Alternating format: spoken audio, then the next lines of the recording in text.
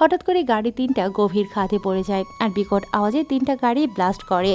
শেহরিয়ার জেহরায়েল তখনও পর্যন্ত জানতেন না যে তার বাবা চাচারা কেউই আর বেঁচে নেই। তিনি নিজের অফিস শেষ করে হসপিটালে যান মাহিরা জেহরায়েল আর মেহরাবকে দেখার জন্য। মাহিরা জেহরায়েলের পাশে তখন নওরিন খান ছিল। হসপিটালে থাকাকালীন আরিস জেহরায়েল তাকে ফোন করেন আর জানান যে তাদের বাবা আর চাচারা সেই দুপুরে হসপিটালে গিয়েছিল, কিন্তু এখনও আসার নাম গন্ধ নেই। কথাটা শোনা মাত্রই শেহরিয়ার জেহরায়েল বেশ চিন্তায় পড়ে যান। তখন তার কাছে আননোন নাম্বার থেকে ফোন আসে।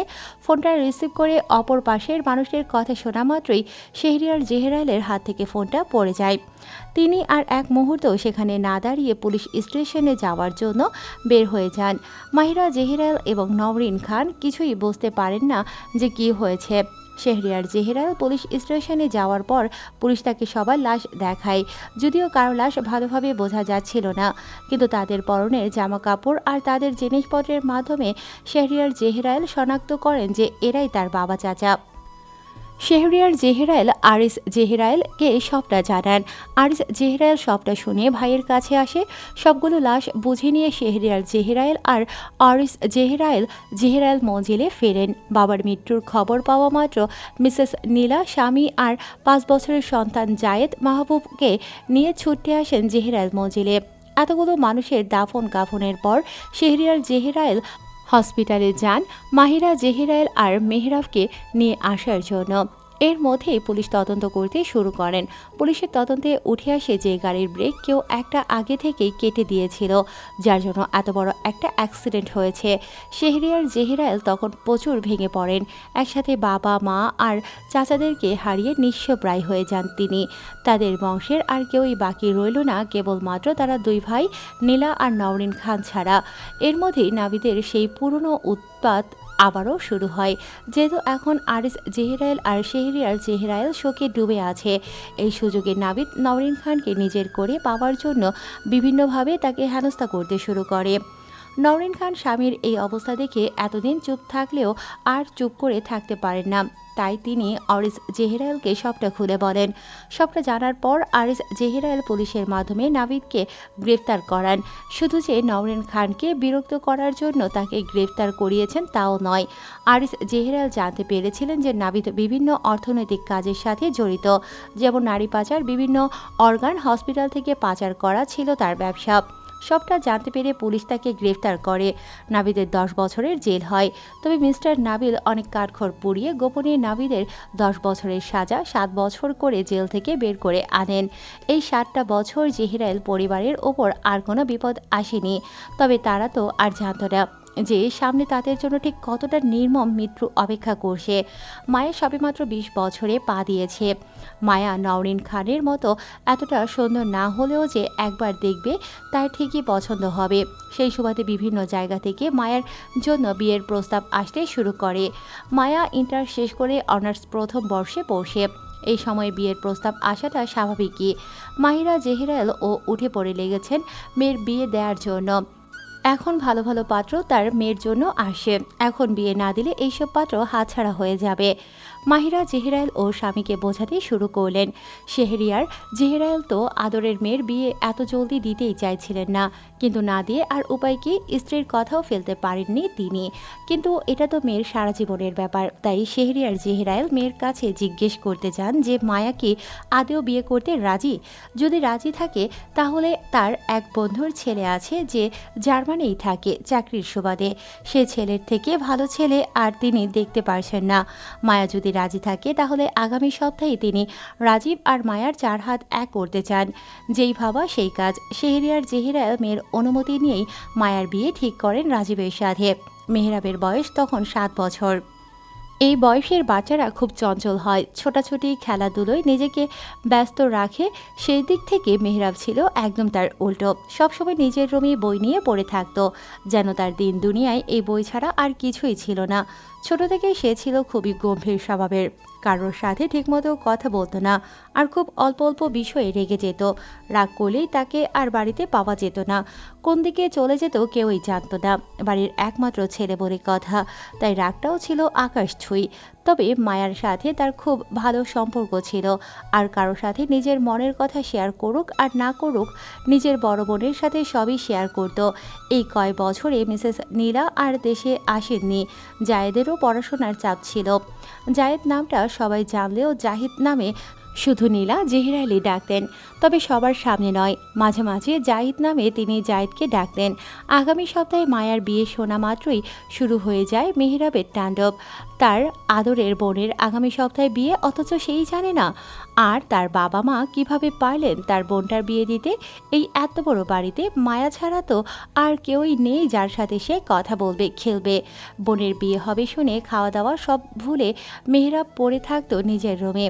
মায়া অনেক বোঝানোর পর মেহরাবের রাগটা একটু হালকা হয়, কিন্তু মেহরাব তখনও জানতো না যে বিয়ের পরই রাজীব মায়াকে নিয়ে জার্মান চলে যাবে।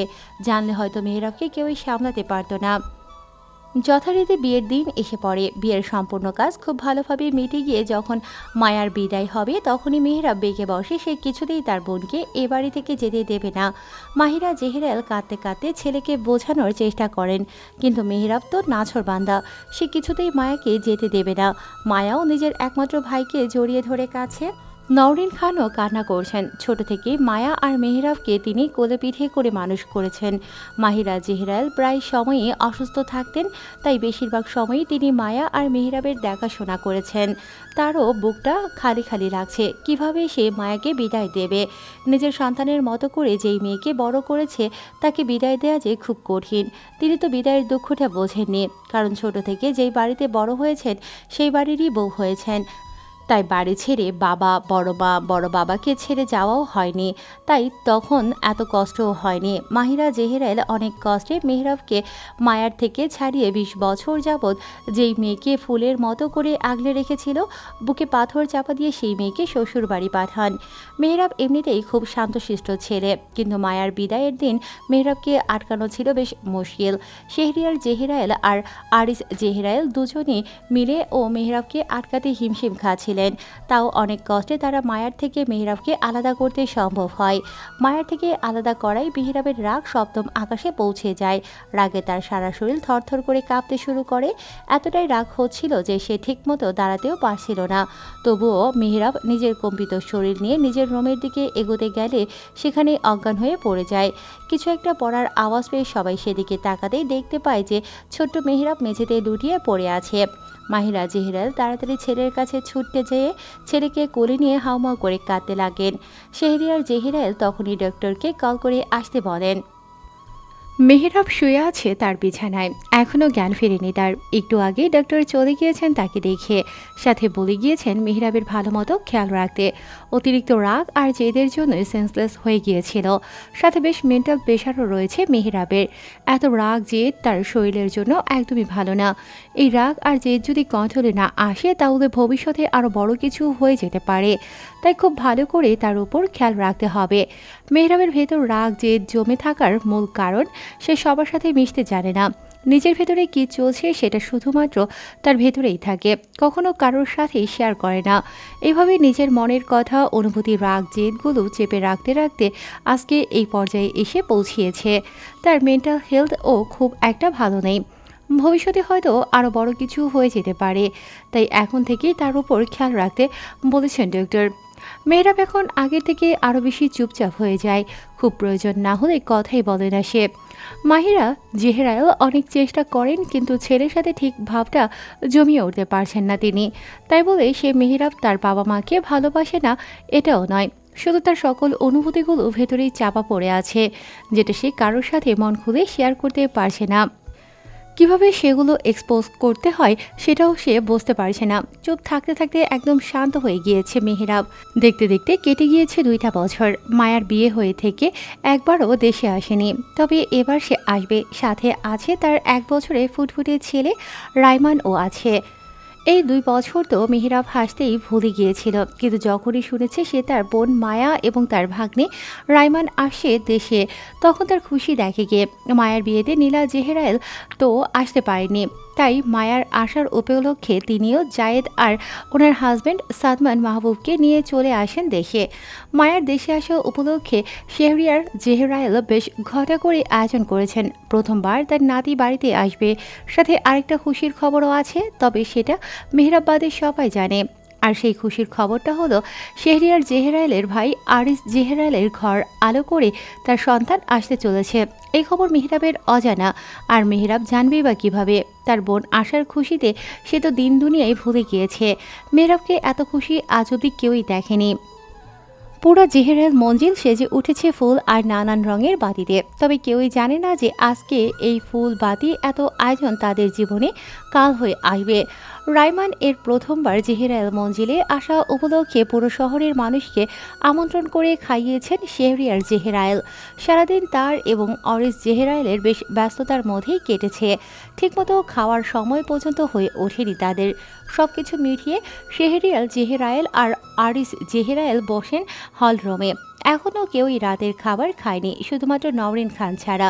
শরীরটা বেশ ক্লান্ত হওয়ায় মাহিরা জেহেরায়েল তাকে আগেই খেয়ে বিশ্রাম নিতে বলেছেন। নওরিন খান বারণ করলেও মাহিরা জেহেরায়েল জোর করেই তাকে খাইয়ে দিয়েছেন। এই সময়ে খাওয়া দাওয়ার অনিয়ম করা একদমই ঠিক নয়, তাই নওরিন খানও ভালো মেয়ের মতো খেয়ে ঘুমিয়ে গিয়েছেন। মেহরাব তো মায়া আর রায়মানকে পেয়ে চুপ থাকায় ভুলে গিয়েছে। সেই যে মায়ার রুমে ঢুকেছে, এখনও বের হওয়ার নাম গন্ধ নেই। রায়মানের সাথে খেলা করতেই ব্যস্ত মেহরাব। এরই মধ্যে মাহিরা জেহেরায়েল সবাইকে খেতে ডাকেন। সবাই এসে একসাথে বাড়ির বড় ডাইনিং টেবিলে জড়ো হয়। আজকে কি রান্না করা হয়নি? সবার পছন্দের খাবার সাজানো আছে পুরো ডাইনিং টেবিল জুড়ে। মাহিরা জেহেরায়েল আর নীলা জেহেরায়েল সবাইকে খাবার সার্ভ করে দিচ্ছেন। সবাই তৃপ্তি করেই খেয়েছে, তবে জায়েদ আর নীলা জেহেরায়েল সেরকম কিছুই খাননি। শুধু যে তারা ভালোমতো খেতে পারেনি এমনও নয়, মাহিরা জেহেরায়েল, মায়া, মেহরাব ও ঠিকমতো খেতে পারেনি। হালকা কিছু খেয়েই উঠে পড়েছে, কারণ দুপুরে যা যা খেয়েছে তার সব কিছু এখনও হজম হয়নি, তাই তারা বেশি কিছু না খেয়ে উঠে পড়েন। তবে শেহরিয়ার জেহেরায়েল, আরিস জেহেরায়েল, রাজীব ও সাদমান মাহমুদি ঠিকমতো খেতে পেরেছেন। সারাদিন এত খাটুনির মধ্যে গিয়েছে যে খিদেতে পেটের মধ্যে ইঁদুর দৌড়াচ্ছে। খাওয়া শেষে সবাই গিয়ে বসেন হলরুমে। বেশ কিছুক্ষণ গল্প করেই সবার শরীরে ঘুম ঢুলু ঢুলু করছে, কিন্তু এর আগে তো কখনোই এমন হয়নি। তাহলে আজকে কেন হচ্ছে, তাও আবার সবার একসাথে? বিষয়টা সবাই উড়িয়ে দিয়ে যে যার রুমে চলে যায় ঘুমোতে। ঘড়ির কাঁটা এখন রাত 2টার ঘরে। সবার চোখের পাতা এখন ঘুমে ভারী। সবাই বেঘরে ঘুমোচ্ছে, কারোরই কোনো হুঁশ নেই। বিশেষ করে শেহরিয়ার জেহেরায়েল, আরিস জেহেরায়েল, সাদমান মাহমুদ আর রাজীব তো বেঘরে ঘুমোচ্ছে। হঠাৎ করেই আরিস জেহেরায়েলের রুমের দরজাটা খট করে খুলে যায়, কিন্তু কারোরই কোনো খেয়াল নেই। নাবিদ বেডের কাছে এসে একবার নওরিন খানের দিকে তাকায়। নওরিন খান এখন গভীর ঘুমে মগ্ন। নাবিদ আর কোনো দিকে না তাকিয়ে সোজা আরিস জেহেরায়েলের বুকে নিজের আনা ধারালো ছুরিটা ঢুকিয়ে দেয়। আরিস জেহেরায়েল গভীর ঘুমে থাকলেও ছুরি ঢোকানোর ফলে হালকা নড়ে ওঠেন। আরিস জেহেরায়েলের বুকে ছুরি ঢোকানোর ফলে ফিনকি দিয়ে রক্ত ছিটে আসে নাবিদের মুখে। নাবিদ রক্তটা পরিষ্কার করে আবারও ছুরি চালায় আরিস জেহেরায়েলের বুকে। নাবিদের তাও শান্তি হয় না। সে পাগলের মতো করে বারবার আরিস জেহেরায়েলের বুকে ছুরি দিয়ে স্টেপ করতে থাকে। নাবিদকে আজকে একদম অন্যরকম লাগছে। তাকে দেখে মনে হচ্ছে যেন সে নিজের মধ্যেই নেই। দুবার ছুরির আঘাত করার পর আরিস জেহেরায়েল পৃথিবীর মায়া ত্যাগ করেন, কিন্তু নাবিদের হিংস্রতা এতটাই বেড়ে গিয়েছিল যে আরিস জেহেরায়েলের মৃত্যুর পরও বারবার তার বুকে ছুরি দিয়ে স্ট্যাব করতে থাকে। এতগুলো বছর ধরে বুকের ভেতর জ্বলতে থাকা প্রতিশোধের আগুন, রাগ, অপমান সবকিছু এক হয়ে গিয়েছে আজকে। এই দিনটার জন্যই তো গত 7 বছর অপেক্ষায় ছিল নাবিদ। এই আরিস জেহেরায়েলের জন্যই তাকে জেলের ওই ছোট্ট কুঠুরির মতো রোমে পৌঁছতে হয়েছে এতগুলো বছর ধরে। এখন আরিস জেহেরায়েলকে মেরে তার কলিজাটা একটু ঠান্ডা হয়েছে, কিন্তু এখনও তো পুরোপুরি শান্তি হবে না তাদের। পুরো জেহেরায়েল বংশকে উৎখাত করতে হবে তো তাকে। সে আর মিস্টার নাবিল দুজন মিলেই আজকে পৃথিবী থেকে জেহেরায়েল বংশের নাম চিরতরে মুছে দেবে। আরিস জেহেরায়েলকে খুন করার পর সারা শরীরে রক্ত নিয়ে নাবিদ এগিয়ে যায় সাদমান মাহমুদ আর নীলা জেহেরায়েলের রুমের দিকে। রুমে যেতেই নাবিদ দেখতে পায় নীলা জেহিরাইল এবং তার ছেলে জায়েদ মাহমুদ রুমে নেই। নাবিদ পুরো রুমে তন্ন তন্ন করে খোঁজে, তবে তাদেরকে কোথাও পায় না। তাই নাবিদ দেরি না করে সাদমান মাহমুদের বুকে স্টেপ করে বেশ কয়েকবার সাদমান মাহমুদকে মারার পর নাবিদ কাভার্ডে লুকিয়ে বসে থাকে। নীলা জেহিরাইল আর তার ছেলে জায়েদ মাহমুদ এলেই তাদেরকেও নিজের হাতে খুন করবে। কিছুক্ষণ পর নীলা জেহিরাইল আর তার ছেলে জায়েদ রুমে প্রবেশ করে। সাদমান মাহমুদের লাশটাকে চাদর দিয়ে ঢেকে রেখেছে, যেন কেউ বুঝতে না পারে। নীলা জেহিরাইল বেডে শুতেই যাবে, এমন সময় পেছন থেকে নাবিদ এসে তার পিঠে ছুরি ঢুকিয়ে দেয়। নীলা জেহিরাইলের অনেক কষ্টে পেছনে ঘুরতেই নাবিদ আরেকবার ছুরি ঢুকোতে যাবে, এমন সময় জায়েদ নাবিদকে ধাক্কা মারে। ধাক্কা খেয়ে নাবিদ টি টেবিলের কাছে গিয়ে পড়ে, আর টি টেবিলের কোনায় মাথার পিছনে হালকা একটু কেটে যায়। 14 বছরের জায়েদ এই সুযোগে তার মায়ের হাত ধরে দৌড় দেয়, কিন্তু নাবিদ পেছন থেকে তাদের দুজনকে গুলি করে দেয়। নাবিদ যেই জায়গায় গুলি করেছে, হয়তো জায়েদ আর নীলা জেহেরাইল বেশিক্ষণ বেঁচে থাকতে পারবে না। তাই নাবিদ বেশি কিছু না ভেবে উঠে পড়ে আর পা বাড়ায় মায়া আর রাজীবের রুমের দিকে। এদিকে মিস্টার নাবিল জেহেরাইল মঞ্জিলের দলিল খুঁজতে শুরু করেন। জেহেরাইল বংশের যত প্রপার্টি আছে সবকিছু একটা সিক্রেট রুমে লক করা আছে। নাবিল সবাইকে খুন করবে আর মিস্টার নাবিল সকল প্রপার্টি খুঁজে বের করবেন, আর সেগুলো নিয়ে তিনি এবং নাবিদ জেহেরাইল মঞ্জিল থেকে বের হয়ে যাবেন। বাইরে থেকে আগুন জ্বালিয়ে পুরো মঞ্জিলটাকে জ্বালিয়ে দেবেন উনি, যেন কোনো পুলিশ ও তাদের মৃত্যুর আসল কারণ জানতে না পারে। মিস্টার নাবিল শেহরিয়ার জেহেরাইলের থেকে একবার শুনেছিলেন যে তাদের সকল প্রপার্টি একটা সিক্রেট রুমে রাখা থাকে, তবে সেই সিক্রেট রুম কোথায় আছে সেটা কেবলমাত্র শেহরিয়ার জেহেরাইল ছাড়া আর কেউই জানেন না। তাই মিস্টার নাবিল এখন সেই রুমটাই খুঁজছেন। সেই রুমের চাবি তিনি শেহরিয়ার জেহেরাইলের রুমেই পেয়ে গিয়েছেন। খোঁজাখুঁজির পর এখন খালি সেই রুমটা কোথায় আছে সেটা জানলেই কাজ শেষ। এইদিকে নাবিদ বাঁকা হেসে মায়া আর রাজীবের রুমে প্রবেশ করে। মায়া আর রাজীবও গভীর ঘুমে মগ্ন। তারা জানে না যে এই ঘুমই তাদের জীবনের শেষ ঘুম। নাবিদ রাজীবের কাছে এসে তাকে খুব নৃশংসভাবে খুন করে। হঠাৎ করে মায়ের ঘুমটা ভেঙে যায় কিছু পড়ার শব্দে। আসলে নাবিদ আর মিস্টার নাবিল মেয়েদের সাহায্যে সবার খাবারে হাই ডোজের ঘুমের ওষুধ মিশিয়ে দিয়েছিল, যেন সবাই ঘুমের ওষুধ খেয়ে গভীর ঘুমে মগ্ন থাকবে, আর এই সুযোগে তারা সকল সম্পত্তি হাতিয়ে নেবে। প্রথমে তো মিস্টার নাবিলের এতগুলো খুন করার কোনো ইচ্ছেই ছিল না। তারপর সব দিক বিবেচনা করে তিনিও বুঝতে পারেন যে জেহেরাইল পরিবারের কেউ যদি বেঁচে থাকে তাহলে উল্টো তাদেরই বিপদ বাড়বে বই কমবে না। তাই পরবর্তীতে তিনিও রাজি হয়ে যান এতগুলো খুন করার জন্য। মায়া ঘুম ঘুম চোখে দেখতে পায় যে কেউ একটা রাজীবের বুকে বারবার ছুরি চালাচ্ছে। মায়া তাড়াতাড়ি উঠে পড়ে আর চিৎকার করতে শুরু করে। মায়ের চিৎকার শুনে নাবিদ প্রথমে ঘাবড়ে গেল ও বাঁকা হেসে পকেট থেকে একটা ইঞ্জেকশন বের করে মায়ের ঘাড়ে পুশ করে দেয়। সঙ্গে সঙ্গে মায়া মেঝেতে লুটিয়ে পড়ে আর একেবারে নিস্তেজ হয়ে যায়, তবে জ্ঞান হারায় না। সে চিৎকার করতে চাইছে, কিন্তু গলা দিয়ে কোনো আওয়াজই বের হচ্ছে না তার। নাবিদ মায়ের কাছে গিয়ে হাসতে হাসতে বলে, বেচারি বেচারি, একজন একটা ভুলের জন্য পুরো জেহরাইলের বংশের অস্তিত্ব আজকে এই পৃথিবী থেকে মুছে যাবে। বলে উচ্চস্বরে হাসতে থাকে নাবিদ। নাবিদের হাসির আওয়াজ পেয়ে মায়ার ছেলে রায়মান ও জেগে যায়। বাচ্চাটা হঠাৎ করেই গলা ফাটিয়ে কাঁদতে থাকে। নাবিদ বাচ্চাটিকে কোলে নিয়ে বলতে শুরু করে, আরে আরে, কাঁদছিস কেন? তোকে তো শান্তির জায়গায় পাঠাবো আমি, কাঁদিস না কেমন? নাবিদের কথা শুনে বাচ্চাটি আরও জোরে জোরে কাঁদতে লাগে। মায়া নড়ার চেষ্টা করছে, কিন্তু সে এক চুলও নড়তে পারছে না। তার চোখ দিয়ে গড়িয়ে পড়ছে অশ্রু। অসহায়ের মতো একবার স্বামীর নিথর দেহের দিকে তাকাচ্ছে, তো একবার প্রাণপ্রিয় ছোট্ট ছেলেটার দিকে তাকাচ্ছে। তখনই মায়ের রুমের দরজাটা খট করে খুলে যায়। মায়া অনেক কষ্টে ঘাড় ঘোরায়। দরজার কাছে 9 বছরের ছোট্ট মেহরাব দাঁড়িয়ে আছে ঘুম ঘুম চোখে। মায়ের রুমের পাশে মেহরাবের রুম, তাই রায়মানের কান্নার আওয়াজ পেয়ে ঘুম থেকে উঠে এসেছে সে।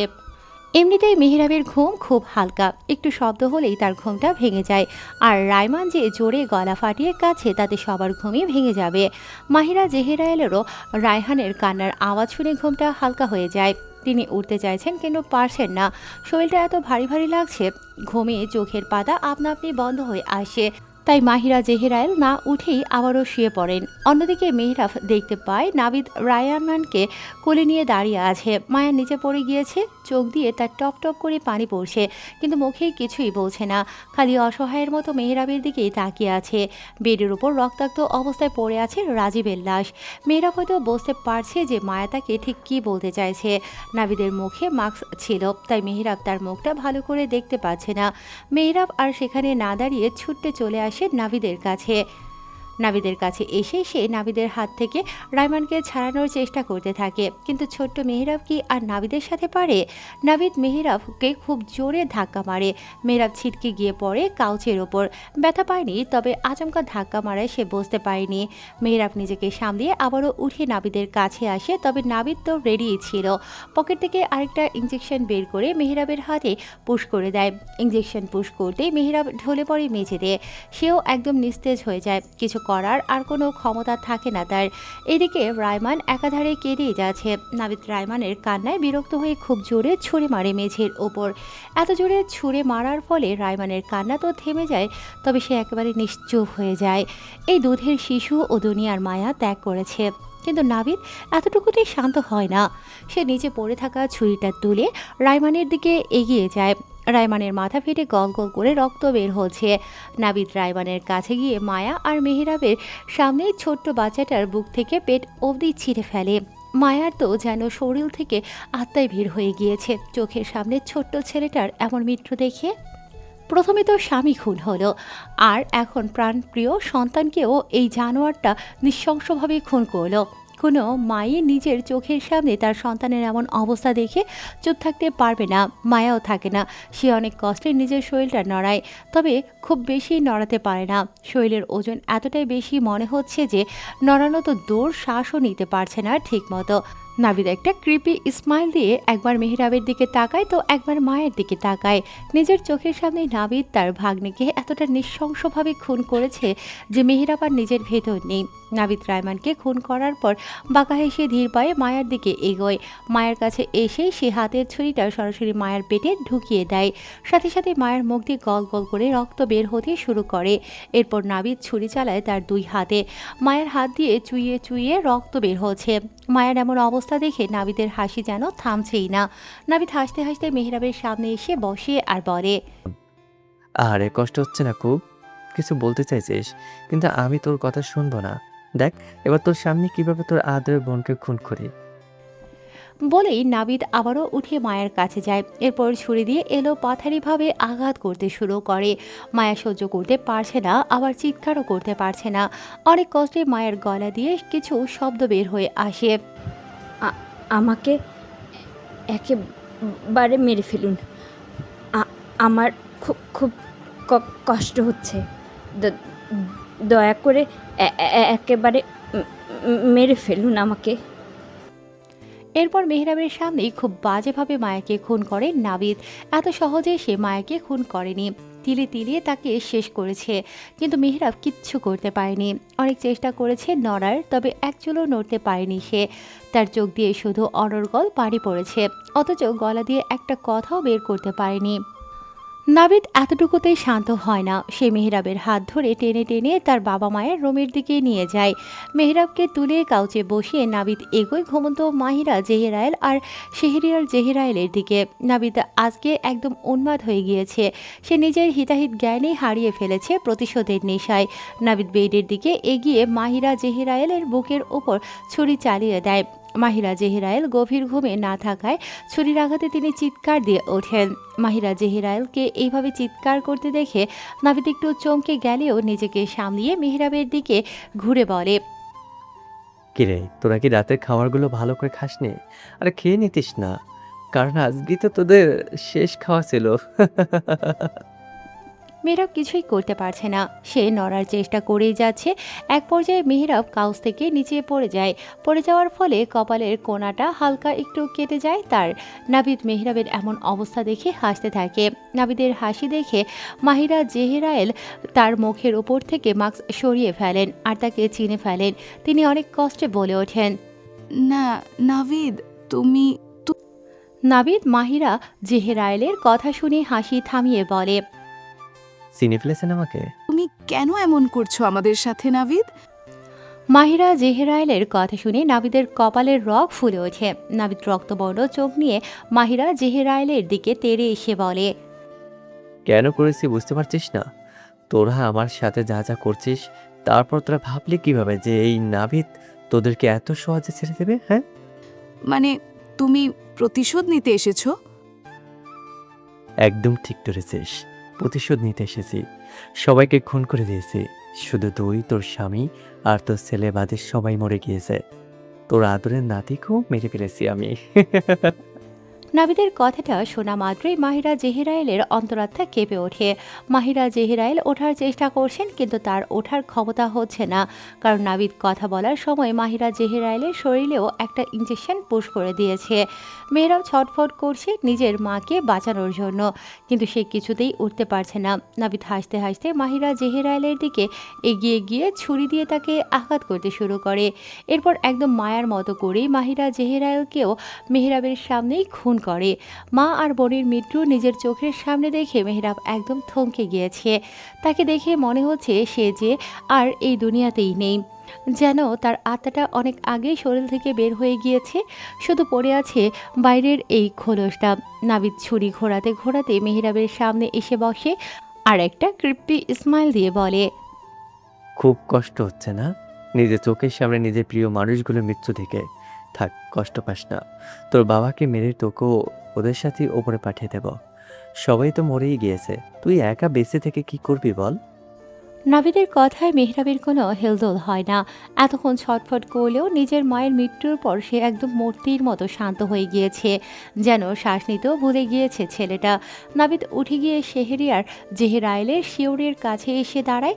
এরপর শেহরিয়ার জেহেরাইলকেও একইভাবে ছুরির আঘাত করে খুব নির্মমভাবে মেহরাবের সামনে হত্যা করে। নাবিদ বলতে লাগে, আমার থেকে নরিনকে আলাদা করতে চাইছিলি না? নিজের ছোট ভাইয়ের সাথে বিয়ে দিয়েছিলি, আমাকে বাড়ি থেকে ঘাড় ধাক্কা দিয়ে বের করে দিয়েছিলি না? তোর তো এমন মৃত্যু প্রাপ্য। বলেই পাগলের মতো করে শেহরিয়ার জেহেরাইলের লাশটাকে সেই ধারালো ছুরি দিয়ে পিস পিস করতে শুরু করে। শেহরিয়ার জেহেরাইলের লাশটাকে পিস পিস করার পর নাবিদ ছুরি নিয়ে এগিয়ে আসে অজ্ঞান মেহরাবের দিকে। এত কিছু নিজের চোখের সামনে দেখে ছোট্ট মেহরাব আর নিজের চোখ খুলে রাখতে পারে না, সে জ্ঞান হারায়। নাবিদ যেই না ছুরি দিয়ে মেহরাবকে আঘাত করতে যাবে, এমন সময় মিস্টার নাবিদ এসে তার হাত ধরে ফেলেন আর বলেন, কি করছিস এটা? সারা ভাই, ওকে মারতে দাও। না, ছাড়বো না। ওকে মেরে ফেললেই সব সম্পত্তি আমাদের হাতের বাইরে চলে যাবে। মিস্টার নাবিলের কথা শুনে নাবিদ হাত থেকে ছুরি ফেলে দিয়ে বলে, মানে? জেহরায়েল বংশের সব প্রপার্টির পেপারস হাতে পেয়ে গিয়েছি। ওইখানে লেখা আছে, জেহরায়েল বংশের কেউ যদি বেঁচে না থাকে তাহলে সব প্রপার্টি বিভিন্ন চ্যারিটিতে চলে যাবে, আমাদের হাতে কিচ্ছুই থাকবে না। কিন্তু নরিন তো বেঁচে আছে, ওকে তো আমি মারিনি। তাহলে তো সব প্রপার্টি আমাদের হাতেই থাকবে। মিস্টার নাবিল কপাল চুলকে বলেন, হ্যাঁ, নওরিনের জন্য আমরা প্রপার্টিটা পাবো, কিন্তু ও হলো এই বংশের মেয়ে, ওর নামে তো আর পুরো প্রপার্টি নেই। আর আরিজের নামের সব প্রপার্টি তো ওর সন্তানের হবে, কিন্তু তুই তো আরিজকেও মেরে ফেলেছিস, তার মানে আরিজের কোনো সন্তান নেই। তাই আরিজের ভাগের সব প্রপার্টি মেহরাবের নামেই চলে যাবে নিশ্চয়ই। তাছাড়াও ওই পেপারসে লেখা আছে, যদি জেহরায়েল বংশের কোনো ছেলে বেঁচে থাকে তাহলে সেই পুরো প্রপার্টির 4 ভাগের 3 ভাগ পাবে, আর কোনো মেয়ে বেঁচে থাকলে 1 ভাগ পাবে, এবং বাকি অংশগুলো চ্যারিটিতে চলে যাবে। মানে এই জেহরায়েল বংশের প্রপার্টির 4 ভাগের 3 ভাগ প্রপার্টি এখন মেহরাবের নামে। তাই ওকে মেরে ফেলা যাবে না, ওকে মারলে এত বড় অংশ আমাদের হাতছাড়া হয়ে যাবে। কিন্তু ভাই, ও আমার নাম জেনে গিয়েছে আর আমার মুখও দেখে নিয়েছে। তাছাড়া ও এতগুলো খুন হয়েছে পুলিশের চোখে ধুলো দেওয়ার জন্য, না হয় এই জেনারেলের মঞ্জিলটা জ্বালিয়ে দেব। কিন্তু এই ছেলে কি মুখ বন্ধ করে থাকবে নাকি? কখনই থাকবে না। তাই একেই মেরে ফেলায় আমাদের জন্য ভালো হবে। ভুলে যাস না যে আমি ডাক্তার নাবিল নওশাদ। তুই ওর সামনে ওর পুরো পরিবারকেই শেষ করে দিয়েছিস, যার ফলে ও নিশ্চয়ই খুব বড় একটা ট্রমার মধ্যে আছে। আর এই ট্রমাকেই কাজে লাগিয়ে ওকে আমি একদম পাগল বানিয়ে দেব। বলতে পারিস আমাদের হাতের গোলাম বানাবো ওকে। তবে হ্যাঁ, মেহরাব কিন্তু জানে না যে তুইও আমার ভাই, সেজন্য কখনোই ওর সামনে আসবি না। ওকে আমি হ্যান্ডেল করে নেব। ওর ব্রেন ওয়াশ করে পুরো প্রপার্টি নিজের নামে করেই ওকেও এই পৃথিবী থেকে বিদায় করে দেব, সবটা ওর সামনে আসার আগেই। ঠিক আছে, তাহলে এবার নিজের কাজ শুরু করো। বলেই নাবিদ আর মিস্টার নাবিল হাসতে শুরু করে। তারা আর বেশি দেরি না করে মেহরাব আর নওরিন খানকে নিয়ে জেহরাইল মঞ্জিল থেকে বের হয়ে আসে। নাবিদ বের হওয়ার আগে জেহরাইল মঞ্জিলের কিচেনে গিয়ে সবগুলো গ্যাস সিলিন্ডারের পাইপ খুলে দিয়ে আসে, সাথে কিছু কিছু জায়গায় কেরোসিন তেলও ছিটিয়ে আসে। যেহেতু এত বড় বাড়ি, তার একার পক্ষে কখনোই পুরো মঞ্জিলটাকে জ্বালিয়ে দেওয়া সম্ভব নয়, তাই যতটুকু পেরেছে করেছে। এরপর নাবিদ একটা ম্যাচের কাঠিতে আগুন জ্বালিয়ে ফেলে দেয় মঞ্জিলের মূল ফটকের সামনে, যেখানে সে কেরোসিন তেল ছিটিয়েছিল। মিস্টার নাবিল মেহরাবকে আর নাবিদ নওরিন খানকে ধরে আছে। মেহরাব বা নওরিন খান দুজনের কারোরই কোনো হুঁশ নেই। আস্তে আস্তে পুরো বাড়িটা নাবিদ আর মিস্টার নাবিলের সামনেই দাউ দাউ করে জ্বলতে শুরু করে, আর সেটা দেখে তৃপ্তির হাসি ফুটে ওঠে নাবিদ আর মিস্টার নাবিলের মুখে। হঠাৎ করে বাইরে পুলিশের গাড়ির আওয়াজ পায় নাবিদ আর মিস্টার নাবিল, তাই তারা আর এক মুহূর্ত দেরি না করে জেহরাইল মঞ্জিল থেকে মেহরাব আর নওরিন খানকে নিয়ে বের হয়ে আসে। নাবিদ এতক্ষণ ধরে সবটা বলছিল আনাইশাকে। এক লোমহর্ষক খুনের বিবরণ দিচ্ছিল নাবিদ তাকে, তাও কোনো ধরনের হেজিটেট ছাড়াই। তার বর্ণনা শুনে মনে হচ্ছে যে সে খুব সম্মানের কাজ করেছে, যার জন্য নাবিদ খুব প্রাউড। সবটা শোনার পর আনাইশার চোখ দিয়ে খালি টুপ টুপ করে পানি পড়ছিল। কতটা যন্ত্রণাদায়কভাবে তার আর মেহরাবের পুরো পরিবারকে শেষ করে দিয়েছে এই জানোয়ারটা। আনেশার গলা ক্রমশই ধরে আসে, শব্দগুলো দলা পাকিয়ে যাচ্ছে কণ্ঠনালীতে। সে কিছু বলতে চাইছে কিন্তু বলতে পারছে না। নাবিদ হয়তো বুঝতে পেরেছে যে আনেশা ঠিক কী বলতে চাইছে। নাবিদ বাঁকা হেসে বলে, এখন নিশ্চিত জানতে চাস যে তাহলে মেহরাব কেন তোকে আমার সন্তান হিসাবে জানে, আর কেনই বা তোর মা আমার সাথে থেকেও কিছু করেনি। নাবিদ কিছুক্ষণ চুপ থেকে বলে, নরিনকে বিভিন্ন মেডিসিন খাইয়ে ওর ব্রেন ওয়াশ করে সবসময় ওকে এটা বোঝাতাম যে আমি নাবিদ নয়, আমি ওর স্বামী আরিস। ওই মেডিসিনের রিয়াকশন থাকাকালে কোনো ধরনের সমস্যা করতো না নরিন, কিন্তু যখনই রিয়াকশন কেটে যেত তখনই আরিজের কাছে যাওয়ার জন্য পাগলামি শুরু করে দিত, আমাকে মারতে আসতো, কেমন একটা ব্যবহার করতো নরিন। এতে আমার অবশ্য কোনো সমস্যা ছিল না, কিন্তু তোর মাকে জেরাইল মঞ্জিল থেকে আনার 3 মাস পর আমি জানতে পারি যে তোর মা অন্তঃসত্ত্বা। তখন আমার মাথায় আগুন ধরে যায়। তোকে পেটে থাকা অবস্থায় অনেকবার মারার চেষ্টা করেছি, কিন্তু মারতে পারেনি। প্রতিবারই নরিন কোনো না কোনোভাবে তোকে বাঁচিয়ে নিত। বাই যখন সবটা জানতে পারে তখন শুরু হয় আমাদের নতুন গেম। বাই তো সেই তখন থেকেই মেহরাবকে বিভিন্ন ড্রাগস দিয়ে অসুস্থ করে রাখতো। ওর মেন্টাল হেলথ ছোট থেকেই তেমন একটা ভালো ছিল না। তার উপর 9 বছর বয়সে নিজের চোখের সামনেই প্রিয় মানুষগুলোকে হারাতে দেখে ও এতটাই শকড আর ট্রমাজাইজড হয়ে যায় যে ওইটুকু বয়সে একবার হার্ট অ্যাটাকও করে। ওর অবস্থা অনেক খারাপ হয়ে গিয়েছিল। প্রায় 10 দিনের ওপর ওকে আইসিইউতে রাখা হয়। ওর বাঁচার সম্ভাবনাই ছিল না, কিন্তু তবুও বেঁচে যায়। ও সুস্থ হয়ে বাড়ি ফেরার পর আমরা আমাদের খেলা শুরু করে দেই। বাইকে বলে একদিন মেহরাবকে বাড়ির বাইরে বের করি, আর আমাদের প্ল্যান মতো আমি নরিনকে নিয়ে মার্কেটে আসি। আমাদের টার্গেটই ছিল নরিন আর আমি একসাথে মেহরাবের সামনে যাব। সেই প্ল্যান মোতাবেক নরিনকে নিয়েই আমি মেহরাবের সামনে যাই। এতে যেন মেয়েরাব মনে করতে শুরু করে যে ওর পুরো পরিবারকে খুন করার পিছনে নরিনেরও হাত আছে। এরপর ভাই ওকে নানানভাবে উস্কাতে শুরু করে যেন মেহরাবের রাগটা নরিনের ওপর আরও বেড়ে যায়। আমরা ওর মাইন্ডকে ডাইভার্ট করতে চেয়েছি। ও দোষী ভাববে একজনকে, অথচ আসল অপরাধী ওর চোখের সামনে দিয়ে ঘুরবে, কিন্তু ওর সেদিকে খেয়াল না করেই প্রতিশোধের আগুনে চলবে। আর ভাই এটাতে সফলও হয়। দিনকে দিন মেহরাবের রাগ তার কন্ট্রোলের বাইরে চলে যায়। এরপর তোর জন্মের সময় চলে আসে। ভেবেছিলাম যে তোর জন্মের পরেই তোকে শেষ করে দেব, কিন্তু তখন আমার মাথায় অন্য কিছু এলো। তোকে না মেরে মেহরাবের হাতে ছেড়ে দিলাম। মেহরাবের সামনে এমন একটা ভান করেছিলাম যে তুই সত্যি সত্যি আমার মেয়ে। মেহরাবও এটা মেনে নিয়েছিল। আর এরপর কাহিনীটা তো তুই খুব ভালো করে জানিস। মেহরাবের ভয়ঙ্কর অতীত নাবিদের মুখ থেকে শোনার পর আনাইশা বলে ওঠে, তুই কি আদৌ কোনো মানুষ? একটা 9 বছরের বাচ্চার সামনেই তার পুরো পরিবারকে কিভাবে শেষ করে দিলি তুই? তুই তো একটা নরপিশাচ। তোর মতো মানুষের এই পৃথিবীতে বাঁচার কোনো অধিকারই নেই। ওই মানুষটা 20টা বছর যাবত নিজের ভেতর নিজের ভয়ঙ্কর অতীতকে লুকিয়ে ধুকে ধুকে বেঁচেছিল। কিভাবে পারলি এতটা পাষাণ হতে? তোর ভেতর কি একটু মনুষ্যত্ব বোধ নেই, মনুষ্যত্ব নেই? আনাসার গা গোলাতে শুরু করে। একটা মানুষ এতটা নিচে কিভাবে নামতে পারে? একটা ছোট্ট বিষয়কে কেন্দ্র করে কিভাবে পুরো একটা পরিবার এতটা নৃশংসভাবে খুন করতে পারে?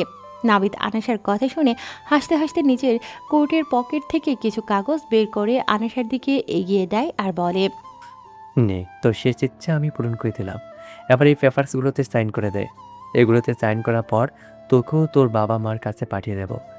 এত বছরের প্রতিশোধের এই খেলা আজকে শেষ করে দেবো আমি।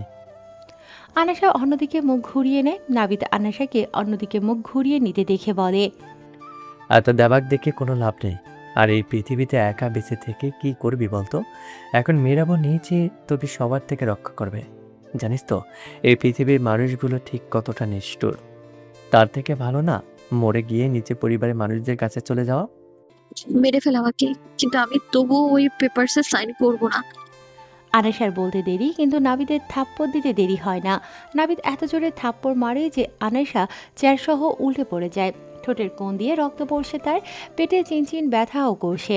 আনাসার কষ্ট হচ্ছে, কিন্তু সে নিজের সিদ্ধান্তে অটুট। সে কিছুতেই সাইন করবে না, তাতে যদি তার প্রাণ যায় তো যাক। নাবিদও খুব ভালো করেই জানে যে আনাসা কখনোই সাইন করবে না, তাই সে অন্য রাস্তা ও রেডি করে রেখেছে। নিচে পড়ে থাকা চেয়ার ধরে নাবিদ আনাসাকে তোলে। এরপর তার চুলের মুঠি শক্ত করে চেপে ধরে বলে, সাইন করবি না তো? বলেই তো দিয়েছি, তুই যদি আমাকে মেরেও ফেলিস না তবু আমি সাইন করবো না। নাবিদ আনাসাকে ছেড়ে দিয়ে হাসতে হাসতে তার সামনের চেয়ারে গিয়ে বসে আর বলে, ওকে, তাহলে আবার রেডি হ। তোর পরিবার মানুষদেরকে যে মৃত্যু দিয়েছি তার থেকেও হাজার গুণ কষ্টের মৃত্যু তোর জন্য অপেক্ষা করছে। ও, শুধু তোর একার জন্য নয়, তোর ওই সন্তানের জন্য যে এখনো অবধি এই পৃথিবীর আলো দেখেনি।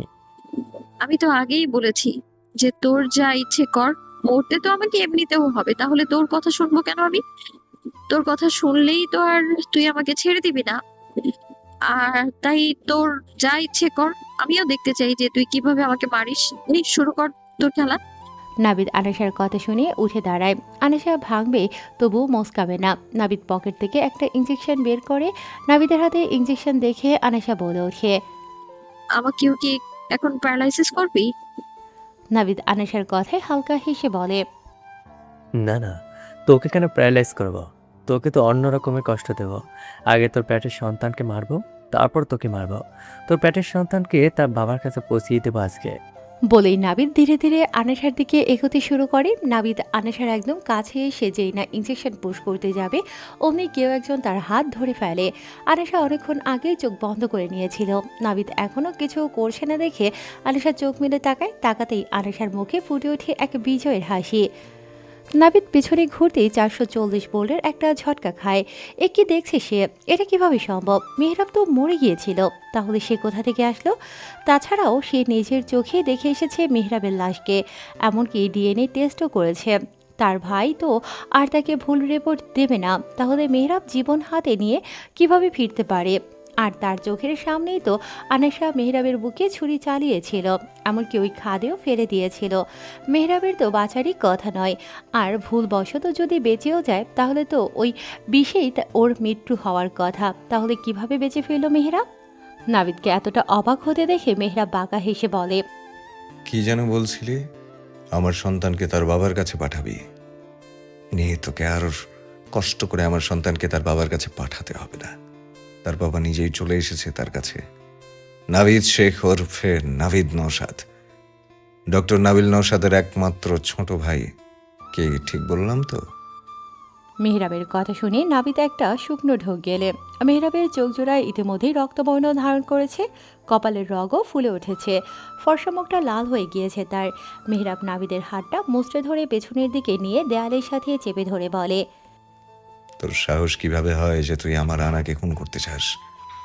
আমি বেঁচে থাকতে ওর গায়ে একটা ফুলের টোকাও কেউ ফেলতে পারেনি। আর তুই কে যে ওকে আর আমার সন্তানকে খুন করবি? নাবিদ হাত ছাড়ানোর চেষ্টা করছে, কিন্তু মেহরাবের শক্তির কাছে সে ঠিক পেরে ওঠে না। স্যার, আমাকে স্যার বলছি। ছাড়ার জন্য তো তোকে ধরিনি।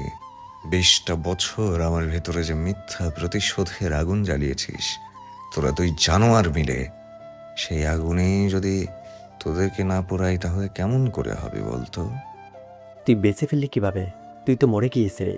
আমি নিজের চোখের সামনে দেখেছি আনাইশা নিজের হাতে তোর বুকে ছুরি ঢুকিয়েছিল। মেহরাব বাঁকা হেসে বলে, এই মেহরাব জেহরায়েলকে আল্লাহ ছাড়া কারোর মারার ক্ষমতা নেই। সেখানে তুই কে যে তোর এই চাওয়ায় আমি মরে যাব?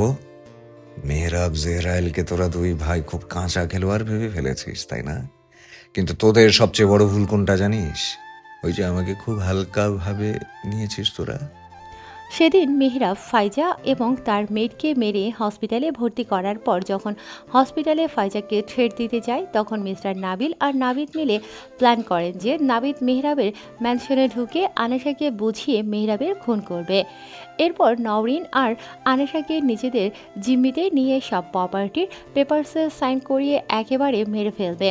মিস্টার নাবিলের কাছে তো আগে থেকেই জেহরায়েল বংশের সকল প্রপার্টির কাগজপত্র ছিল, শুধু মিস্টার নাবিল সুযোগের অপেক্ষায় ছিলেন। সুযোগ বুঝে তিনি সব পেপারসে সাইন করিয়ে নিয়েছেন মেহরাবের থেকে। এখন শুধু মেহরাবকে শেষ করার পালা। যেই ভাবা সেই কাজ। মেহরাবের বের হওয়ার পরপরই নাবিদ মেহরাবের ম্যানশনে প্রবেশ করে। মিস্টার নাবিল আগে থেকেই সব কিছু রেডি করে রেখেছিলেন। নাবিদ কৌশলে ম্যানশনে প্রবেশ করে স্টোর রুমে চলে যায়। আনেশা তো নাবিদের অপেক্ষায় ছিল। সে জানতো নাবিদ আর মিস্টার নাবিল মেহরাবকে মারার জন্য ওত পেতে বসে আছে, আর মেহরাবকে যদি শেষ করতে হয় তাহলে মিস্টার নাবিল আর নাবিদের তারই প্রয়োজন। কিন্তু আনেশা এত কিছু কিভাবে জানলো সেটা তো শুধুমাত্র সেই জানে। নাবিদ তাদের হায়ার করা মেডকে আনেশার রুমে পাঠায় আনেশাকে স্টোর রুমে নিয়ে আসার জন্য, কারণ সব দিকে সিসিটিভি ক্যামেরা লাগানো আছে। আনেশার সাথে কথা বলার সময় সব কিছু সিসিটিভিতে ক্যামেরাতে রেকর্ড হয়ে যাবে। আর নাবিদ জানতে পেরেছে যে কিচেন, স্টোর আর ওয়াশরুম বাদে সব জায়গায় মেহরাব সিসিটিভি ক্যামেরা লাগিয়ে রেখেছে। তাই নাবিদ সেই রিস্ক নিতে চায়নি। আর মেহরাব যদি ফুটেজগুলো একবার দেখে তো তাহলে তাদের খেলা এখানেই শেষ। মেড আনেশাকে স্টোর রুমে আনার পর নাবিদ নিজের ফোনটা বের করে নওরিন খানের একটা ভিডিও দেখায়, যেখানে দেখা যাচ্ছিল নওরিন খানকে নাবিদ বেশ খারাপ অবস্থায় রেখেছে। ঠিকমতো খেতে পর্যন্ত দেয় না, চোখ মুখ শুকিয়ে গিয়েছে, কপাল কেটে রক্ত পড়ছে। নওরিন খানের এমন অবস্থা দেখে আনেশার বুকের ভেতরটা মোচড় দিয়ে ওঠে, কিন্তু নাবিদকে বসতে না দিয়ে আনেশা বলে ওঠে, আপনি কে? এই মহিলাটাকে? আর আপনি আমাকে কেন এখানে এনে এসব দেখাচ্ছেন? নাবিদ বাঁকা হেসে বলে, আমাকে তুমি চিনবে না, তবে হয়তোবা মেহরাবের মুখে আমার নাম শুনেছ। আমি নাবিল। নাবিদের নাম শুনে আনেশা চমকানোর ভান করে বলে, তার মানে আপনি সেই ব্যক্তি যে ওনার পুরো পরিবারকে শেষ করে দিয়েছেন, আর আপনি আমার বাবা? আনেশার কথা শুনে নাবিদ হাসতে হাসতে বলে, কে তোমার বাবা? আমি? আরে তোমার বাবা তো আরো 20 বছর আগে মারা গিয়েছে। আর এক্ষুনি ভিডিওতে যাকে দেখলে সে হলো তোমার মা নওরিন খান। মেহরাবের মুখে নিশ্চয় শুনেছ আমাদের নাম। আনেশা কিছুই বলে না। নাবিদ আবারও বলতে শুরু করে, দেখো, এখন বেশি কথা বলার সময় আমার হাতে নেই। তোমাকে একটা কাজ করতে হবে। বলেই নাবিদ একজনকে কল করে। এরপর ভিডিও অন করে আনেশাকে দেখিয়ে বলে, তোমার মাকে যদি তুমি বাঁচাতে চাও তাহলে আমি যা যা বলবো তাই তাই করবে। আর আমি জানি তুমি নিজের অতীত সম্পর্কে জানতে চাও, তাই তো? চিন্তা করো না, সেটাও জানিয়ে দেব। কিন্তু তোমাকে আমার কথা মতো কাজ করতে হবে। আনিশা দেখতে পায় নওরিন খানের দুর্বল শরীরটা একদম চেয়ারের সাথে লেগে আছে। নিজের মায়ের এমন করুণ অবস্থা দেখে আনিশার নাবিদের ওপর প্রচুর রাগ হচ্ছে। তার মন চাইছে এক্ষুনি এই নাবিদকে খুন করে দিতে, কিন্তু সে যদি এখন নাবিদের সাথে লাগতে যায় তাহলে তাদের 1 বছর ধরে তিলে তিলে তৈরি করা প্ল্যান এক নিমিষে ভেস্তে যাবে। নাবিদ বাঁকা হেসে বলে, নিজের মায়ের ব্যাপারে ভাবো মেয়ে। এই পৃথিবীতে তোমার মা ছাড়া আর কেউ নেই। যদি মাকে বাঁচাতে চাও তাহলে মেহরাবকে চিরতরে শেষ করে দাও। আনিশা কিছুক্ষণ চুপ থেকে বলে, আমি আপনার কথা বিশ্বাস কেন করব? আর এই মহিলাই যে আমার মা, সেটাও বা আমি কিভাবে বিশ্বাস করব? বিশ্বাস না করার তো কোনো প্রশ্নই ওঠে না, কারণ আমি নাবিদ শেখ। আর আমার কাছেই তোমার মা 20 বছর যাবৎ বন্দী রয়েছে। তাই তোমার কাছে আর কোনো উপায় নেই আমাকে বিশ্বাস করা ছাড়া। সময়টা এখন দুপুর 3টা, তাই সব মেয়েরই এখন যে যার রুমে আছে, সেজন্য কেউই নাবিদকে দেখেনি। আর ম্যানশনে তো নিজের লোকের মাধ্যমেই প্রবেশ করেছে নাবিদ। দেখো, আমি যা যা বলবো যদি তাই তাই করো তাহলে তোমাকে আর তোমার মাকে একেবারে মুক্তি করে দেব। এখন সিদ্ধান্ত তোমার। আনিশা কিছুক্ষণ চুপ থেকে নাবিদকে বলে, কি করতে হবে আমায়? নাবিদ নিজের শার্টের পকেট থেকে একটা ছোট্ট শিশি বের করে আনেশার হাতে ধরিয়ে দেয়। আনেশা শিশিটা হাতে নিয়ে নাবিদের দিকে জিজ্ঞাসা দৃষ্টিতে তাকায়। পয়জন, সোলো পয়জন, মেয়েরাবের খাবারে মিশিয়ে দেবে। কি? আমি ওনাকে বিষ দেব? হ্যাঁ, ওকে মারতে গেলে বিষ দিতেই হবে। আমি পারবো না। মনে হয় নিজে মায়ের প্রাণে কোনো দাম নেই তোমার কাছে। তুমি যদি মেয়েরাবকে পয়জন না দাও, তাহলে এই পয়জনটা তোমার মা নরিন খানকে দেওয়া হবে। আনেশা আবারও কিছুক্ষণ চুপ থাকে, তারপর বলে, ঠিক আছে, তবে হ্যাঁ, আমারও একটা শর্ত আছে। শর্ত? তোমার আবার কি শর্ত? নিজে মাকে বাঁচাতে পারবে এটাই অনেক নয় কি? তাও যখন বলতে চাইছো বলেই ফেলো শুনি যে তোমার কি শর্ত আছে। আমি এখন ওনাকে মারতে পারবো না। কিছুদিন সময় চাই আমার। সুযোগ বুঝে আমি ঠিক আপনার কাজ করে দেব। তবে আপনিও নিজের কথাটা মাথায় রাখবেন। আমাকে আর আমার মাকে মুক্ত হতে সাহায্য করবেন। নাবিদ একটা রহস্যজনক হাসি দিয়ে আনেশাকে বলে, সেটা নিয়ে তোমাকে চিন্তা করতে হবে না। তোমাদের মা মেয়েকে আমি ঠিকই মুক্তি করে দেব। শুধু আমার এই কাজটা করে দাও। ঠিক আছে, আপনার কাজ হয়ে যাবে। আনেশার কথা শুনে নাবিদ একটা স্বস্তির নিঃশ্বাস ফেলে। তিনি জানতেন আনেশা বেশ সহজ সরল মেয়ে, একটু ভয় দেখালেই তার কাজ হাসিল হয়ে যাবে। কিন্তু নাবিদ তো আর জানেন না যে আনেশা তার পিঠ পিছে ঠিক কী চাল চালছে। এরপর নাবিদ স্টোর রুম থেকে বের হয়ে মেহরাবের স্টাডি রুমে যায়। নাবিদ তার স্পাইয়ের থেকে মেহরাবের ল্যাপটপের পাসওয়ার্ড জেনে নিয়েছে। স্টাডি রুমে গিয়ে সমস্ত সিসিটিভি ফুটেজ ডিলিট করে দেয়। নাবিদের কাজ শেষে সে মিস্টার নাবিলকে সবটা টেক্সট করে জানায়। এরপর ঠিক যেইভাবে মেহরাবের ম্যানশনে প্রবেশ করেছিল ঠিক সেভাবেই বের হয়ে যায়। আনেশা নাবিদের সব কাজ দেখছিল। নাবিদের পক্ষে মেহরাবের ল্যাপটপের পাসওয়ার্ড কিছুতেই জানা সম্ভব ছিল না যদি না আনেশা তাকে জানতে দিত। আনেশা লুকিয়ে লুকিয়ে মেহরাবের ল্যাপটপ আর ফোনের পাসওয়ার্ড জেনে গিয়েছিল। আর কৌশলে নাবিদের সেই স্পাইয়ের সামনে সে পাসওয়ার্ডটা বলে দেয়। আর নাবিদের স্পাইও সেই পাসওয়ার্ড নোট করে নাবিদকে জানায়। এই সব কিছুই ছিল আনেশা আর জাহিদের প্ল্যানের একটা অংশ। তবে মেহরাব তাদের প্ল্যানের ব্যাপারে কিছুই জানত না। 1 বছর আগে থেকে আনেশা নাবিদকে হাতে নাতে ধরার জন্য জাহিদের সাথে প্ল্যান বানিয়েছিল। এখন প্রশ্ন হলো, আনেশা মেহরাবের ম্যানশনে আসার 1 বছরও হয়নি। আনেশা তো মেহরাবের ম্যানশনেই জাহিদের সাথে পরিচিত হয়েছে। তাহলে সে কিভাবে জাহিদের সাথে মিলে 1 বছর আগেই এই প্ল্যান করেছিল? তাহলে আপনাদেরকে এই গল্পের আরও 4 বছর পিছনে যেতে হবে। সালটা তখন 2022। আনেশার বয়স কেবলমাত্র 15 বছর। ছোট থেকে আনেশা খুব চঞ্চল থাকলেও সে ধীরে ধীরে নিজেকে এই পরিবেশের সাথে মানিয়ে নিতে শুরু করে। আর যখন থেকে সে সবার সাথে মানিয়ে নিতে শুরু করে তখন সে পরিণত হয় একটা সহজ সরল কিশোরীতে। আস্তে আস্তে সে খুব শান্ত হয়ে যায়। নিজেকে সবার সামনে ঠিক এমনভাবে উপস্থাপন করতে শুরু করে যে সে খুব সহজ সরল তবে শান্ত সমুদ্রের উপরের পৃষ্ঠ দেখে তার গভীরতা আন্দাজ করা বড় বোকামি। কারণ শান্ত সমুদ্রের গভীরে কখনোই শান্ত থাকে না। আর আনেশার ক্ষেত্রেও ঠিক সেটাই হয়েছে। আনেশা নিজেকে উপর থেকে যতই শান্তশিষ্ট বোকা দেখাক না কেন, দিন শেষে সে ছিল এক চঞ্চল আর তুখর বুদ্ধির অধিকারী। আর এই গুণটা সে পেয়েছে তার বাবা আরিস জেহেরায়েলের থেকে। আরিস জেহেরায়েল বাইরে থেকে যতটা শান্ত, ভেতর থেকে ঠিক ততটাই তুখর। অবশ্য আরেকজনও এই গুণটা পেয়েছে, আর সে হলো মেহরাব জেহেরায়েল। সে ছোট থেকে আনেশার ওপর নজর রেখেছে মেহরাব, যেটা কখনোই আনেশার চোখ এড়ায়নি। আর আনেশা তার আশেপাশে ঘটতে থাকা প্রত্যেকটা বিষয়কেই খুব ভালোভাবে পর্যবেক্ষণ করে। মেহরাব যে তার ওপর 24 ঘন্টা নজর রাখার জন্য নীলিমা নামের সেই মহিলাকে রেখেছে সেটাও আনেশা ভালোই বুঝতে পেরেছে। কারণ আনেশা যেখানেই যেত নীলিমা নামের সেই মহিলাও তার পিছু পিছু যেত। এক কথায় তার উপর নজর রাখার জন্য নীলিমা তার পিছু করত। তখন মাসের শেষ দিন, রাত তখন 8টা বাজে। 15 বছরের আনেশা তার ক্লান্ত শরীর নিয়ে ঢলে পড়ে বিছানায়। হঠাৎ করে আনেশার রুমে প্রবেশ করে ঐশী। ঐশীকে এত হন্তদন্ত হয়ে তার রুমে ঢুকতে দেখে আনেশা উঠে বসে। তার চোখ থেকে ঘুম উধাও হয়ে গিয়েছে। বিছানা থেকে নেমে ঐশীর কাছে এসে বলে, কি হয়েছে আপু? এত হাঁপাচ্ছ কেন? আনাইশা, তুই বলেছিলি না যে নীলিমা আন্টির ওপর নজর রাখতে? কিছু পেলে? গলির পিছনে দেখে এলাম একটা কালো বড় গাড়ি। নীলিমা আন্টির রুম থেকে বের হয়ে সেখানে গিয়েছে। প্রতি মাসের শেষ দিন ওই গাড়িটা গলির পিছনে আসে। আমি বেশ অনেকবার খেয়াল করেছি। আনেশা আর দেরি না করে গায়ের ওড়নাটা মাথায় জড়িয়ে রুম থেকে বের হতেই নেবে। এমন সময় ঐশী পেছন থেকে তাকে আটকে বলে, কোথায় যাচ্ছিস তুই? আমি এক্ষুনি আসছি আপু, তুমি কাউকে বলো না যে আমি বাইরে যাচ্ছি। বলে ঐশীকে আর কোনো কথা বলতে না দিয়ে আনেশা বের হয়ে যায়। আনিশা একটু দূরে আড়ালে দাঁড়িয়ে পড়ে এটা দেখার জন্য যে সে প্রতি মাসের শেষ দিনে কে আসে নীলিমার সাথে দেখা করতে। নীলিমা চুপ করে দাঁড়িয়ে আছে। কিছুক্ষণ পর একটা বড় কালো গাড়ি এসে থামে নীলিমার সামনে। গাড়ি থেকে বের হয়ে আছে 25 বছরের এক তাগড়া যুবক, যাকে দেখে আনিশা নিজের মাথার একটু চাপ প্রয়োগ করে। সে এর আগেও এই ছেলেটিকে দেখেছে, তবে কোথায় দেখেছে মনে করতে কষ্ট হচ্ছে। এর মধ্যেই ছেলেটি নীলিমার হাতে এক বান্ডিল টাকা ধরিয়ে দিয়ে কিছু একটা বলে, যেটা আনিশার কান অবধি পৌঁছয় না। নীলিমা টাকাটা নিয়ে উল্টো ঘুরিয়ে চলে আসতে নেয়।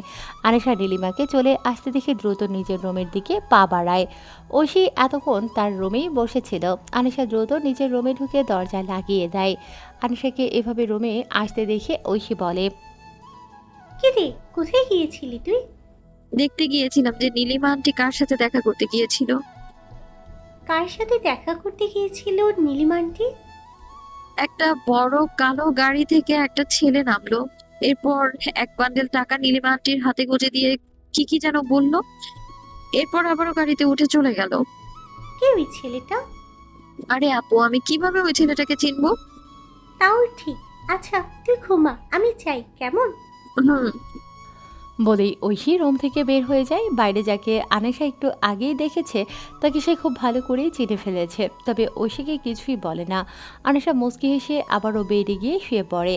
কয়দিন ধরেই আনিশা লক্ষ্য করছে কেউ তাকে লুকিয়ে লুকিয়ে দেখছে, কিন্তু লোকটা সামনে আসে না। আনিশা জানে লোকটাকে, লোকটা যে মেহরাব সেটা সে ভালোই বুঝতে পেরেছে।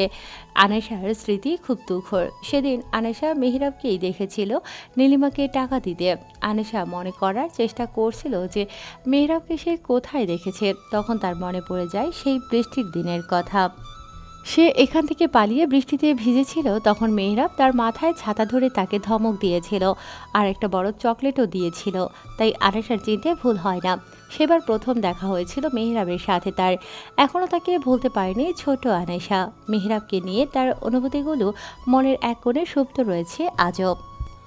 সকালবেলায় আনিশা বোরকা পরে রেডি হচ্ছে, কারণ স্কুলের সময় হয়ে গিয়েছে। সেদিন তাকে একদমই স্কুলে যেতে দিতে চায় না, কিন্তু নীলিমা রোজ রোজ শ্রীনের সাথে ঝগড়া করে আনিশাকে স্কুলে দিয়ে আসে আর নিয়ে আসে। নীলিমাকে মেহরাবি বলেছিল যে সে তার আনাকে রোজ স্কুলে দিয়ে আসে আর নিয়ে আসে, আর তার আনার যেন কোনো কারণেই পড়াশোনা বন্ধ না হয়। তার জন্য যা যা করা লাগে সে করবে। নীলিমা আর আনিশা পাশাপাশি হাঁটছে। নীলিমা রোজই আনিশাকে স্কুলে দিয়ে এসে একটা ছাউনি দেয়া জায়গায় বসে বসে তার স্কুল ছুটি না হওয়া পর্যন্ত অপেক্ষা করে। হাঁটতে হাঁটতে নীলিমা হঠাৎই বলে ওঠে, আনাইশা আম্মু, শোনো, আজকে আমি স্কুল ছুটি হওয়ার সময় আসব। অন্যদিন তো বসেই থাকি। আজকে আমার একটু জরুরি কাজ আছে মামনি। তুমি ছুটি হবার পর ওই যে আম গাছটা দেখছো ওখানেই দাঁড়িয়ে থাকবে, কেমন? ঠিক আছে আন্টি। এরপর নীলিমা আনিশাকে স্কুলে রেখে নিজের কাজে চলে যায়। এখন টিফিন টাইম হয়ে গিয়েছে। নীলিমা রোজ আনিশার জন্য সুন্দর সুন্দর টিফিন বানিয়ে দেয়। আনিশার মা নেই তো কি হয়েছে, নীলিমাই তার মায়ের অভাবটা পূরণ করে দেয়। যদিও আনিশা এখন পর্যন্ত জানে না যে সে শিরিন তার আসল মা নয়। আনিশা ব্যাগ থেকে টিফিন বক্সটা বের করে সেই আম গাছতলায় গিয়ে বসে। স্কুলে আনিশার সাথে তেমন কেউই মেশে না, কারণ আনিশা যে রেড লাইট এরিয়ার মেয়ে, তাই পুরো স্কুলে তার কোনো বন্ধু বা বান্ধবী নেই। আনিশা অবশ্য এইসবে অভ্যস্ত হয়ে গিয়েছে, এখন আর তার খারাপ লাগে না তাদের ব্যবহারে। আনিশা গাছের নিচে বসে বসে টিফিন খাচ্ছে আর সবার খেলা দেখছে। তারও মাঝে মাঝে খেলতে ইচ্ছা করে, বান্ধবীদের সাথে গল্প করতে ইচ্ছে করে, কিন্তু সেই উপায় তো তার নেই। আনিশা দীর্ঘশ্বাস ফেলে আবারও খেতে শুরু করে। ঠিক এমন সময় কেউ একজন আনিশার মুখ চেপে ধরে গাছের পেছনে নিয়ে যায়। আনিশা এতে বেশ ভয় পেয়ে যায়। আনিশা চিৎকারও করতে পারছে না মুখ চেপে ধরায়। হঠাৎ করেই লোকটি আনিশার মুখের উপর থেকে হাত সরিয়ে তাকে জড়িয়ে ধরে বলে, বনু, কত বছর পরে তোকে দেখছি। কত বড় হয়ে গিয়েছিস তুই বনু। লোকটার কথাগুলো আনিশার মাথার উপর দিয়ে যাচ্ছে। আনিশা তার থেকে ছাড়া পাওয়ার জন্য মোচড়ামুচড়ি করছে। এক পর্যায়ে গিয়ে লোকটি আনিশাকে ছেড়ে দেয়। আনিশা বলে ওঠে, কে আপনি? আর আমাকে বনু কেন বলছেন? লোকটি হেসে বলে, আমি জাহিদ, তোর ভাই। জাহিদের কথা শুনে আনিশা চট করে বলে ওঠে, কিন্তু আমার তো কোনো ভাই নেই, আর আপনি তো অনেক বড়, তাহলে আমার ভাই কি করে হলেন? আপনি তো আমার আঙ্কেল হবেন, তাই না? জেহরিন, আমি তোর ভাই, আমি তোর আঙ্কেল নই। আমি জানি তুই অনেক কিছুই জানিস না। আজকে তোকে সবটা বলবো আমি, আর তোকেও এই দেশ থেকে নিয়ে যাব। বলেই জাহিদ আনেশাকে সবটা খুলে বলে। জাহিদের কথা শুনে আনেশা প্রথমে বিশ্বাস করতে চায়নি, কিন্তু জাহিদ অনেকভাবে বোঝায় তাকে। বিভিন্ন লজিক দিয়ে বোঝানোর এক পর্যায়ে গিয়ে আনেশা তাকে বিশ্বাস করে। জাহিদের বোনের শখ সেই ছোট্টবেলা থেকে, কিন্তু তার কোনো বোন ছিল না। যখন সে জানতে পারে তার খালামণি মানে নওরিন খান তার জন্য একটা বোন বা ভাই উপহার দেবে, তখন তার খুশি দেখে গিয়ে সে মেহরাবকেও জানাতে চায় যে তার খেলার সঙ্গী আসতে চলেছে, কিন্তু মেহরাব তার কোনো কথাই কানে তোলে না। তাই জাহিদও বিষয়টাকে আর ঘাটে না। জাহিদ তো ধরেই নিয়েছিল যে তার বোন বোনই হবে, তাই তো বোনের নাম পর্যন্ত ঠিক করে ফেলেছিল। তার বোন হলে নাম হবে জেহরিন, তবে ভাই হলে কি নাম রাখবে সেটা এখনও ভেবে দেখেনি সে। তার নামের সাথে মিল রেখেই নামটা রেখেছিল। তার নাম জাহিদ আর তার বোনের নাম হবে জেহরিন, কিন্তু মাঝখান থেকে সব কিছু উলট পালট করে দিয়েছে ওই নাবিদ আর নাবিল। সেদিন মিসেস নীলা আর জাহিদের গুলি লাগার পর তারা বেঁচে ছিল। জাহিদের সেই রকম লাগেনি, গুলিটা হালকা একটু ছুঁয়ে বের হয়ে গিয়েছিল, কিন্তু নাবিদ মনে করেছিল যে জাহিদ আর মিসেস নীলার গুলিটা বেশ ভালোভাবেই লেগেছে। মিসেস নীলার অবস্থা বেশ খারাপ হয়ে গিয়েছিল। 14 বছরের জাহিদ নিজের মাকে নিয়ে দিশেহারা হয়ে পড়েছিল তখন। অনেক কষ্টে আশেপাশের লোকেদের সাহায্যে সে তার মাকে নিয়ে হসপিটাল অবধি পৌঁছয়। মাকে হসপিটালে ভর্তি করে পুলিশ স্টেশনে যায় আর পুরো ঘটনা খুলে বলে। এরপর পুলিশ তাকে নিয়ে জেহেরাইল মঞ্জিলে পৌঁছয়। ততক্ষণে সব কিছুই শেষ হয়ে গিয়েছিল। পুরো জেহেরাইল মঞ্জিল আগুনে দাউ দাউ করে চলছিল, যেটা দেখে জাহিদ বেশ ভেঙে পড়ে। ভেতরে তার পুরো পরিবার ছিল। পুলিশ তদন্ত চালিয়েছিল, তবে কোনো খোঁজ পায়নি, তাই সেই কেসটা সেখানেই বন্ধ করে দেয়া হয়। এরপর জাহিদও তার মাকে নিয়ে আত্মগোপনে চলে যায়, কারণ নাবিদ যদি একবার জানতে পারে যে তারা বেঁচে আছে, তাহলে তাদেরকেও খুঁজে ঠিকই মেরে ফেলবে। নাবিদ যে তাদের পুরো পরিবারকে খুন করেছে সেটা মিসেস নীলা জানতেন, কারণ তিনি নাবিদের মুখ দেখে ফেলেছিলেন। মাহিরা জেহেরাইলকে তো নাবিদ মেরেই ফেলেছিল, কিন্তু মিসেস নীলা মরেননি। সেই ঘটনার বেশ কয়েক মাস পর জাহিদ তার মাকে নিয়ে ইটালি চলে যায়, কারণ এই দেশে তার আপন বলতে আর কেউই রইল না। আর কোনোদিনও এদেশে আসার পরিকল্পনা ছিল না তাদের। কিন্তু কিছুদিন আগে তার বন্ধু সাদ তাকে ফোন করে বলে যে নওরিন খান আর তার মেয়ে এখনও বেঁচে আছে। জাহিদ সাদকে জিজ্ঞেস করে যে কিভাবে সে এইসব জানতে পারল। তখন সে জাহিদকে সবটা খুলে বলে। সাদের মা ছিলেন একজন গাইনোকোলজিস্ট। তিনি নওরিন খানের ডেলিভারি করিয়েছিলেন সেই সময়। তার একটা মেয়ে হয়েছিল যে হসপিটাল থেকে চুরি হয়ে যায়। ওনার কথা শুনে সাদ ভাবে যে তার মায়ের বয়স হয়ে গিয়েছে, হয়তো উনি ভুল বলছেন, কিন্তু সাদের কাছে বিষয়টা বেশ খটকা লাগে। জাহিদের মুখে সে অনেকবার নওরিন খান এবং মেহরাবের নাম শুনেছিল। সাদ নিজের মাকে ও তাদের ব্যাপারে বলেছিল, যেটা শুনে তার এই কথাটা মনে আছে। সাদ প্রথমে বিষয়টাকে আমলে নেয় না, কিন্তু তবুও সে সেই হসপিটালের 15 বছর আগের রেকর্ডগুলো চেক করতেই দেখতে পায় যে সত্যি সত্যি তার মা নওরিন খান নামের একজনের ডেলিভারি করেছেন। যে বিষয়টা সাদ জাহিদকে জানায়। জাহিদ জানা মাত্রই তার লোক লাগায় পুরো বান্দরবন জুড়ে। তারাই মেহরাব আর আনেশার খবর জাহিদকে দেয়, তবে নওরিন খানের খবর তারা পায় না। যেহেতু পুরো বান্দরবন জুড়ে সেই সময় মেহরাবের দাপট ছিল বেশি, তাই জাহিদ মেহরাবের খবরটা জানতে পারে। আর এটাও জানতে পারে যে মেহরাব আন্ডারওয়ার্ল্ড শাসনের আড়ালে এক বিশাল ব্যবসায়িক সাম্রাজ্যের মালিক এবং ভয়ঙ্কর মাফিয়া কিং। আর সেই সময় হসপিটাল থেকে মেহরাবই আনেশাকে চুরি করে ওই রেড লাইট এরিয়ায় ফেলে এসেছিল।